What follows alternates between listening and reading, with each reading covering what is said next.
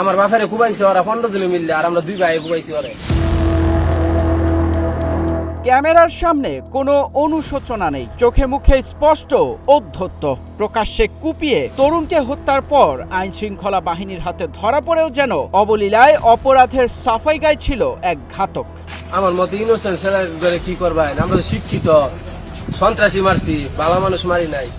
ময়মনসিংহের মাসকান্দা এলাকায় ঘটে যাওয়া এই নির্মম হত্যাকাণ্ড নাড়িয়ে দিয়েছে পুরো দেশকে। 2018 সালে বাবার ওপর হওয়া নৃশংস হামলার প্রতিশোধ নিতেই পুরো পরিকল্পনা সাজায় দুই ভাই। দীর্ঘদিনের জমানো ক্ষোভের বশবর্তী হয়েই প্রতিপক্ষ তরুণ রাব্বির ওপর চালানো হয় এই রক্তক্ষয়ী হামলা। আমার বাড়িঘর পুরাইছে কে, আমার ঘর লুটপাট করছে কে, কোন আইনের লোক তো পাইলো না আমার বাড়িঘর বাঁচাইবার লাগিয়া। পুরানে আমি তো আসামি, আমার তো ধরছে পাইছে। আর বিএমপির লোকেরা যে কাজগুলা করলো পাইছে, এই পর্যন্ত কিছু করবার কোন আইনের লোকে।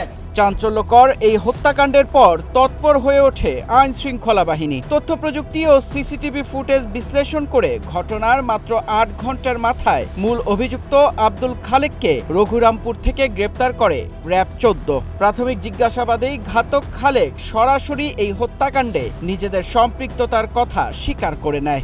সন্ত্রাসী মারছি, আমার বাপেরে কুবাইছে, আমি কুবাইছি। আমার বেশি লুক লাগে নাকি, আমার পিলজা নাই।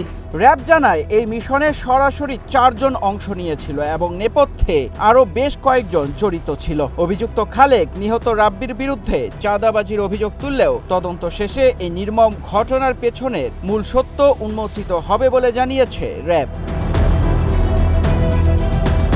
সচেতন মহল বলছেন, আইনি ব্যবস্থার তোয়াক্কা না করে নিজ হাতে প্রতিশোধের চরম পথ বেছে নেওয়া কখনোই কোনো সভ্য সমাজের চিত্র হতে পারে না। রক্তের বদলে রক্তের এই প্রতিহিংসা একদিকে যেমন কেড়ে নিল একটি প্রাণ, অন্যদিকে ঘাতকদের জীবনকেও ঠেলে দিল এক অন্ধকার পথে।